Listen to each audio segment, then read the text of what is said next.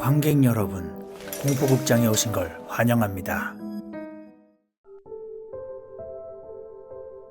이번에 사연처럼 들려드릴 사건은 미국 오마하에서 충격적인 반전으로 모두를 놀라게 했던 한 스토커에 관한 실제 이야기입니다.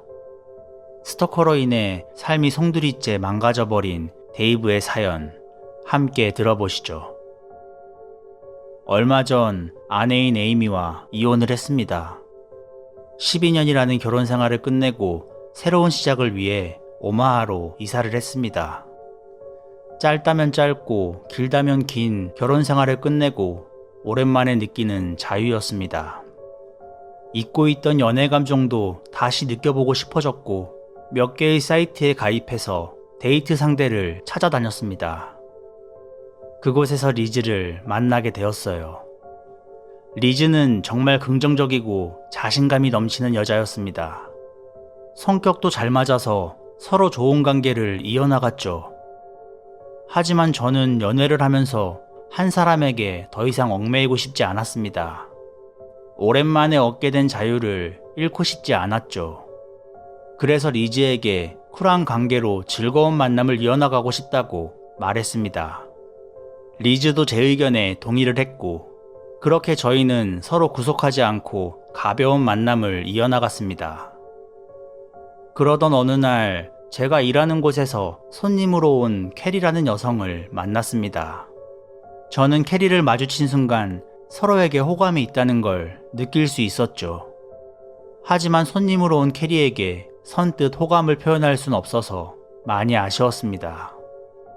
그런데 놀랍게도 제가 사용하는 데이트 사이트에 캐리가 있더라고요. 저는 바로 캐리에게 연락을 했고 저희는 그렇게 만나게 되었죠. 캐리와의 만남은 정말 즐거웠고 대화도 잘 통했어요. 그런데 캐리가 제게 먼저 자기는 가볍게 만나길 원한다고 말을 하는 거예요. 저도 원하는 바였고 그녀의 말에 동의를 했죠. 그렇게 그날 바로 캐리를 저희 집에 초대를 했고 캐리는 저희 집에서 하룻밤을 보냈습니다. 다음날 아침 출근을 하기 위해 둘이 함께 집을 나섰는데 아무런 연락도 없이 리즈가 찾아왔습니다.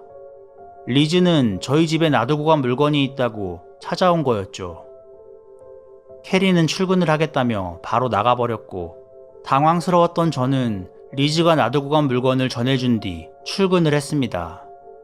그 10초도 안 되는 짧은 시간의 둘의 만남이 악몽의 시작일 줄은 꿈에도 몰랐죠.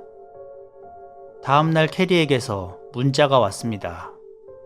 저와 진지하게 만나고 싶고 바로 당장 오늘부터 동거를 시작하자는 내용이었죠.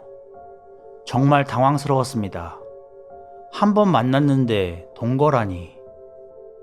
전날 나와 가벼운 만남을 가지자고 했던 사람이 맞나 싶을 정도였어요. 저는 당연히 싫다고 거절했는데 돌아온 답변은 수많은 욕설과 함께 헤어지자는 문자들이었습니다. 너무 어이가 없었죠. 두 얼굴을 가진 사람이구나 싶어 소름이 돋았습니다.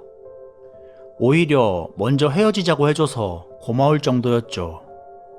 그렇게 캐리와의 만남은 끝이 났다고 생각했습니다.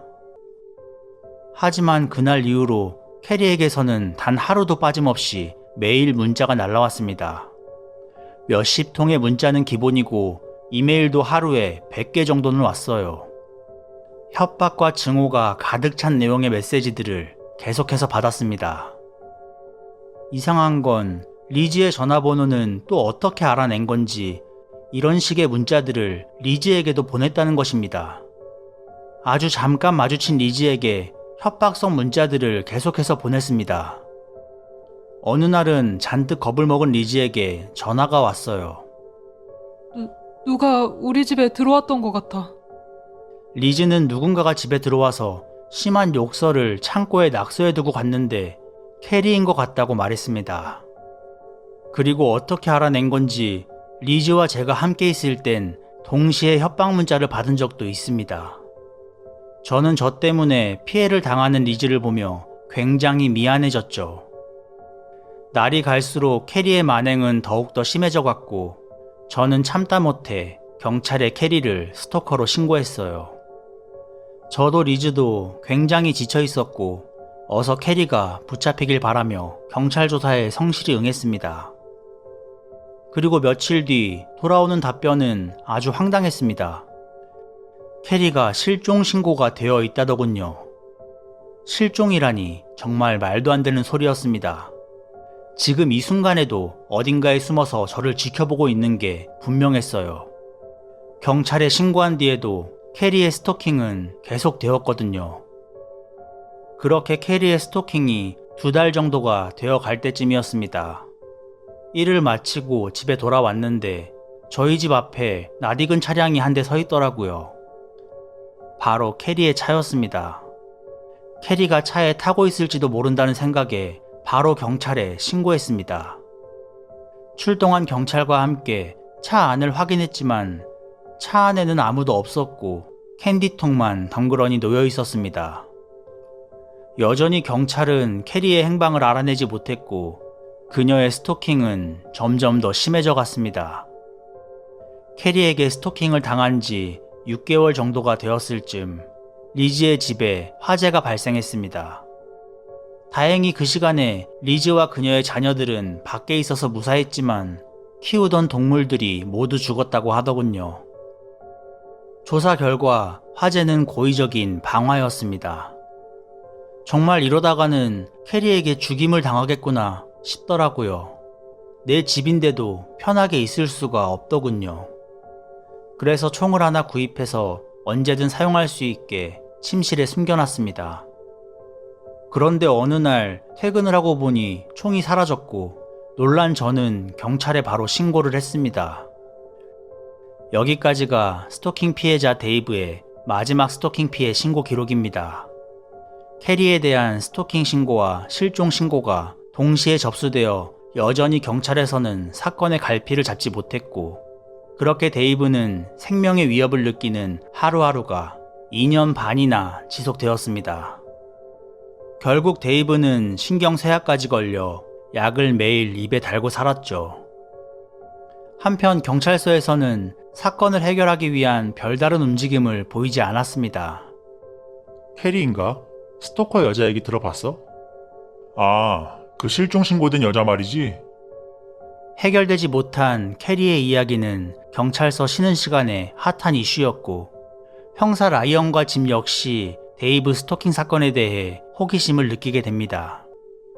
그리고 두 사람은 직접 이 사건을 맡아보기로 결정하죠. 이 둘은 새로운 시각으로 이 사건에 접근해보기로 합니다. 스토킹 사건은 배제한 채 실종 사건에만 포커스를 맞춰서 조사를 다시 해보기로 말이죠. 한 사람은 캐리가 살아있다는 가정, 그리고 다른 한 사람은 캐리가 죽었다는 가정하에 조사를 시작했습니다. 그리고 사건에 처음으로 거슬러 올라가 보기로 하죠. 잠깐만, 이거 좀 이상하지 않아? 두 사람은 사건 조사를 시작하자마자 이상한 점 하나를 발견합니다. 바로 캐리가 실종된 날부터 그녀의 모든 금융거래 기록이 멈춰 있었다는 점입니다. 캐리는 2년 반 동안 그 어디에도 나타나지 않았는데 단 1원조차도 사용한 흔적이 없었다는 것입니다. 그렇게 캐리가 살아있다는 전제는 금방 무너질 수밖에 없었습니다. 그때부터 수사는 캐리가 죽었다는 것에 포커스를 맞춘 뒤 진행하게 됩니다. 이제부터의 문제는 누가 캐리를 죽였고 행세를 하고 다녔냐는 것이었죠. 그때 리즈가 총에 맞았다는 신고가 들어옵니다. 산책을 하고 있었는데 제 다리에 총을 쏘고 도망갔어요. 리즈는 늦은 밤 집 근처에서 산책을 하다 총에 맞았다고 했고 범인의 얼굴을 봤다고 말했습니다. 그런데 지목한 범인은 캐리가 아니었습니다. 놀랍게도 리즈는 데이브의 전처 에이미를 범인으로 지목했습니다. 사용되었던 총 역시 데이브의 집에서 사라진 총이었습니다. 리즈의 진술에 따라 경찰은 곧바로 에이미의 집으로 출동했습니다. 하지만 에이미의 알리바이는 확실했고 리즈의 진술들은 무언가 앞뒤가 맞지 않았습니다. 라이언과 짐은 리즈가 굉장히 수상해졌고 이전에 리즈가 스토킹 피해로 제출했던 자료들을 살펴보게 됩니다. 그중 제출된 리즈의 핸드폰을 복원하던 중에 그녀의 핸드폰에서 캐리의 자동차가 찍힌 사진이 발견됩니다. 이거 이상한데? 데이브가 차를 신고하기 한 달 전에 찍힌 사진이야. 그렇게 라이언과 짐은 리즈가 캐리를 죽였다는 의심을 하게 되었고, 리즈가 캐리를 죽이고 캐리의 행세를 했다고 가정하자 그동안 풀리지 않았던 모든 퍼즐들이 맞춰졌습니다. 경찰이 캐리를 죽인 범인을 찾고 있다는 것을 눈치챈 리즈는 자신의 범죄를 숨기기 위해 데이브의 전처 에이미가 캐리를 싫어했다는 진술과 함께 총격 사건 자작극을 통해 경찰의 관심을 에이미에게 돌리려고 시도를 했던 것이었습니다. 하지만 이미 리즈를 범인으로 확신하고 있던 경찰들에겐 통하지 않았죠. 경찰은 캐리의 시신이 발견되었다고 거짓 정보를 리즈에게 알리며 함정 수사를 시작했습니다. 아, 이거 결정적인 증거가 없어서 큰일이네요. 증거만 있으면 에이미를 살인범으로 잡아넣을 수 있을 것 같은데. 며칠 뒤 형사들은 에이미의 아이디로 이메일 하나를 받게 되었고, 캐리를 죽인 범행을 자백하는 내용이었습니다. 캐리가 실종된 날 캐리의 차에서 그녀를 칼로 찔러 죽였다는 사실과 캐리의 시신을 불태워 쓰레기장에 버렸다고 했습니다. 그리고 결정적으로 캐리의 몸에 있었던 문신에 대해서도 언급을 하며 자백의 신빙성이 높아지게 됩니다. 곧바로 형사들은 캐리의 차를 재조사하였고, 캐리를 살해한 흔적과 함께 차 안에 있던 캔디통에서 리즈의 지문이 발견이 됩니다. 리즈는 바로 살인 혐의로 기소를 당했고, 이제 남은 것은 캐리의 시체를 찾아서 증거만 확보하면 되는 문제였습니다. 하지만 캐리의 시신은 찾을 수가 없었고, 리즈를 완전히 유죄로 이끌기에는 부족했습니다. 좀 더 확실한 증거들이 필요했습니다. 형사들은 지푸라기라도 잡는 심정으로 데이브를 찾아갔습니다. 그리고 기적적으로 데이브는 자신이 오랫동안 사용하지 않았던 태블릿을 기억해냈고, 그 태블릿에는 리즈의 핸드폰 메모리 카드가 삽입되어 있었습니다. 모든 삭제된 내역을 복구했고, 복구된 자료에서 캐리의 문신이 새겨진 사체의 사진을 발견하게 됩니다. 캐리가 실종된 지 4년 만에 모든 진실이 밝혀지게 된 것이었습니다. 현재까지도 시신은 찾지 못하였지만 리즈에게는 1급 살인 혐의로 가석방 없는 종신형을 선고할 수 있었습니다. 정의는 구현되었지만 캐리의 가족들은 한 사람의 질투심 때문에 가족을 잃었으며, 데이브는 2년 반이라는 긴 시간 동안 자신을 스토킹하던 사이코 살인자와 함께 두려움을 공유하며 시간을 보냈다는 충격적인 사실을 받아들여야 했습니다.